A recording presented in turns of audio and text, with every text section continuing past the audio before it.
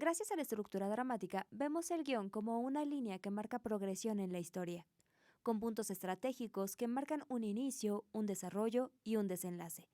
El orden temporal lineal sigue el orden cronológico de la historia y podemos distinguir clara y ordenadamente los acontecimientos narrativos, el detonante, las complicaciones en progresión, que esto es el puente 1 y el puente 2, la crisis, el clímax y la resolución.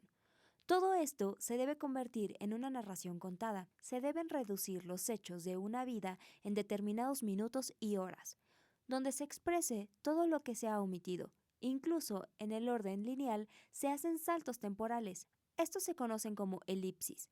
Por otro lado, se pueden contar las historias sin saltos temporales, con películas rodadas en plano secuencia, donde el director no tiene pensado pausar o acelerar el tiempo. En los siguientes videos puedes encontrar ejemplo de elipsis, saltos temporales y planos secuencias. Por otro lado, tenemos otras técnicas para narrar el tiempo de una historia, es decir, el flashback y el flash forward. El flashback es una técnica narrativa que consiste en interrumpir el relato para dar un salto al pasado. Es un retroceso temporal breve con retorno rápido al presente. Una variación del flashback es el reconto. Es también un quiebre en el relato volviendo al pasado, pero este último no es tan repentino. Es más pausado en lo que se refiere a la velocidad del relato y de mayor extensión, e inclusive con detalles más significativos. Es como una retrospectiva prolongada hacia un momento largo del pasado. La narración se relata de forma entera, incluso aportando detalles significativos. Conforme vaya pasando el tiempo, va progresando lentamente de forma lineal hasta llegar al momento inicial del punto de partida de la historia. Puede durar el capítulo de un libro o un episodio o una serie, o incluso un libro entero o una serie completa. Por ejemplo, en Titanic, de James Cameron, la historia comienza en el tiempo presente donde Rose, con alrededor de 60 años de edad, vuelve al lugar donde se hundió el barco y se reencuentra con el collar y el retrato que Jack le hizo. Ahí es donde comienza a relatar su experiencia a bordo del barco y confiesa al mismo tiempo que es una de las pasajeras que se creyó que habían muerto en el hundimiento. En italiano, reconto quiere decir relato o historia. Y es lo que hacen los personajes cuando utilizan esta figura narrativa donde revelan la historia de un personaje, es decir, su pasado.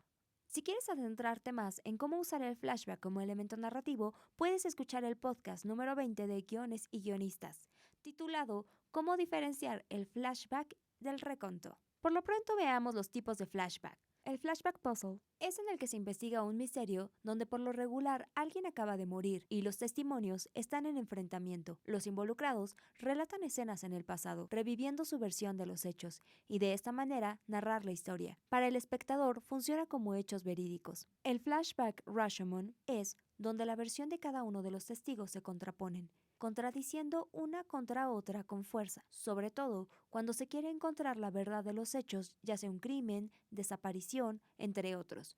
Este recurso se utiliza para no revelar la verdad definitiva. El flashback recordatorio o reconto, como lo veíamos hace un momento, es donde las películas pueden comenzar en un momento cercano al desenlace. Por ejemplo, cuando uno de los personajes va a ser ejecutado o cuando un hombre perseguido va a ser atrapado. En ambos casos, los personajes comienzan a recordar y narrar a una tercera persona cómo llegaron ahí, haciendo de estos acontecimientos la propia historia. Esto crea una cuenta regresiva a través de la historia, contando poco a poco la historia hasta el momento en el que ha empezado la película. Flashback nostálgico. En este tipo de flashback se muestran momentos del pasado para dar efecto de tiempo perdido. Flashback trauma. Por lo regular, un momento traumático que aflora en la conciencia del personaje. Esta herramienta narrativa es muy utilizada en los filmes psicoanalíticos. El flash forward es la técnica narrativa que consiste en la alteración de la secuencia cronológica llevando la acción hacia el futuro, actuando como recurso de anticipación. Esto es lo que hace que sea diferente a la elipsis.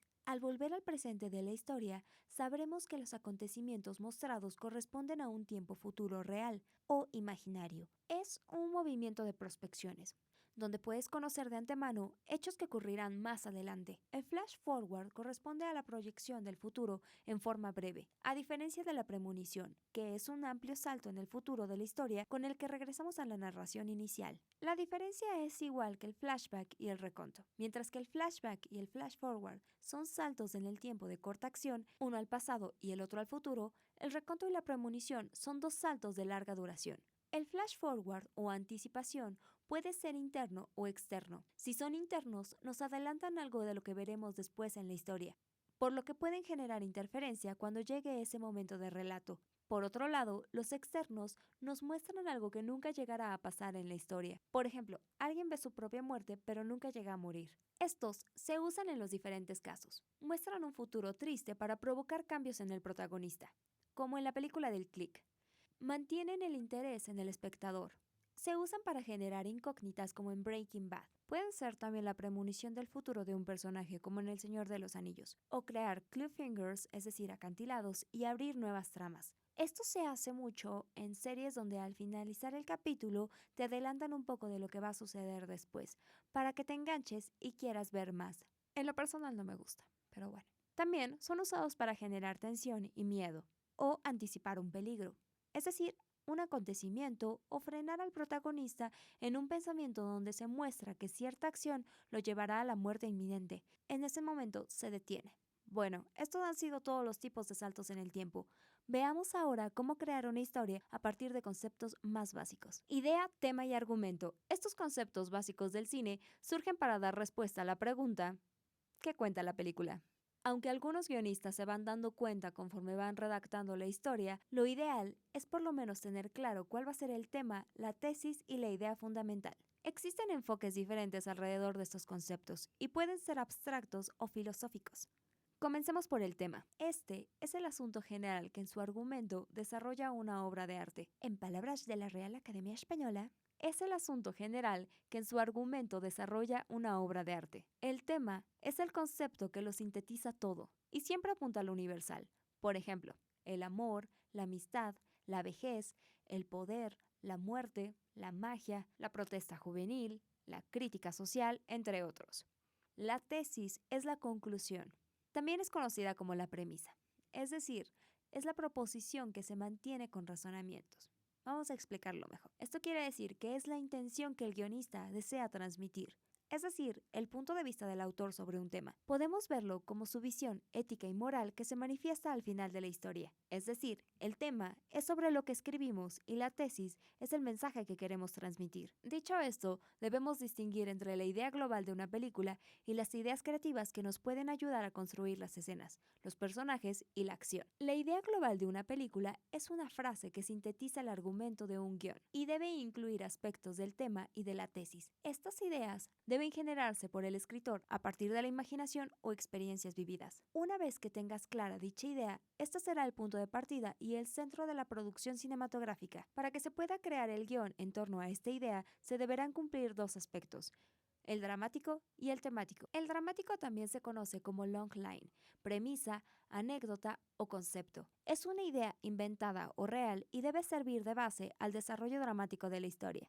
Es decir, responde a la pregunta ¿de qué trata la historia? El temático sería el mensaje que queremos transmitir al espectador, algo así como la moraleja de la historia. Por lo tanto, responde a la pregunta ¿qué mensaje quiero transmitir? Si nos damos cuenta, la idea está conformada a partir del tema y de la tesis. Tomemos como ejemplo la historia clásica de Romeo y Julieta para que nos quede esto más claro. El tema es el amor.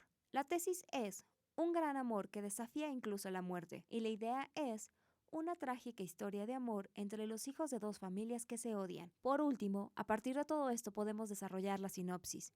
Este es un boceto detallado de la historia, escrito de manera narrativa en tiempo presente. Generalmente se escribe para que alguien más lo lea, ya sea el productor, el director, el actor, etc., al mismo tiempo que debe narrar la historia completa con los detalles más importantes. Estos son los pasos que te pueden ayudar a crear la sinopsis. Escribe la historia completa de manera narrativa. Escribe en tiempo presente y en tercera persona. Evita hasta donde sea posible utilizar palabras complicadas, tecnicismos, extranjerismos o cualquier otro tipo de lenguaje que no sea claro y fácil de comprender. Pensamientos o descripciones del interior de los personajes. Evita también comentarios o pensamientos del autor, en el caso de las adaptaciones. Por ejemplo, en palabras de Wikipedia, la sinopsis de la película de 1969 de Romeo y Julieta es basada en la obra homónima de William Shakespeare.